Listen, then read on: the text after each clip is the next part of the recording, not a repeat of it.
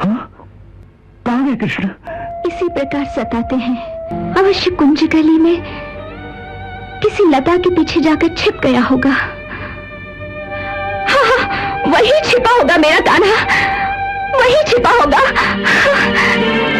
देख लिया ना प्रेमिका का हाल। क्षण में ज्ञानी, क्षण में पागल। इस तरह से बाबरी होकर दिन भर घूमती रहती है। लताओं से, पेड़ों से, नदियों से पूछती है कि मेरा श्याम कहाँ है, कहाँ है मेरा कान्हा, कहाँ है मेरा कृष्ण, बताओ। लता बहन, मैं तेरे हाथ जोड़ती हूँ। यदि मेरा कान्हा तेरे पीछे छुपा हुआ है तो मुझे बता दे।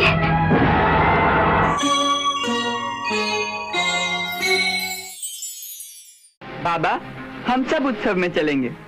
मैं तुम्हें किसी उत्सव में नहीं जाने दूंगी। अरे तुम्हारा वहाँ क्या काम है? मैया, वहाँ स्थान स्थान से बड़े बड़े परमवीर योद्धा आएंगे। उनकी वीरता के करतब देखेंगे तो बड़ा आनंद आएगा। तुम कौन से इतने बड़े वीर हो जो वीरता के करतब देखने जाओगे? अरे वहाँ सब योद्धा लोग अस्त्र शस्त्र लिए मदिरा पीकर बाजार में घूमते फिरेंगे और कौन जाने कब नशे में धुत होकर वो आपस में ही जूझ पड़े और फिर तुम कहाँ बसते फिरोगे ऐसे वातावरण में? ना दैया ना, मैं तुम्हें ऐसे वातावरण में कभी नहीं जाने दूंगी, समझ लेना। हाँ लो, मैया ने तो सब बंटा ढार कर दिया। बाबा, अब आप ही मनाओ ना मैया को। भाई तुम जानो और तुम्हारी यशोदा मैया जाने, मुझे इस झगड़े में मत डालो। इस प्रकार अकस्मात आने का कुछ तो कारण होगा। मैं एक न्योता लेकर आया हूं। न्योता महाराज कंस का। किसके लिए? कृष्ण के लिए। महाराज कंस ने कृष्ण को मथुरा बुलाया है। महाराज को कृष्ण से मथुरा में क्या काम है? मथुरा के उत्सव में राज्य के सारे वीर अपनी अपनी वीरता का प्रदर्शन करेंगे। महाराज कंस चाहते हैं कि कृष्ण भी उस अवसर पर आए। हो सकता है वो उसे उसकी वीरता के लिए सम्मानित करना चाहते हो। अभी यशोदा की बात नहीं सुनी आपने? अरे वो तो उसे खेल तमाशा देखने भी नहीं जाने देने वाली वहां। परंतु उसे जाना होगा। मगर क्यों?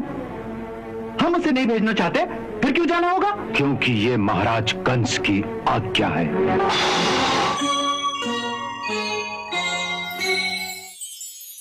ये कैसी आज्ञा है?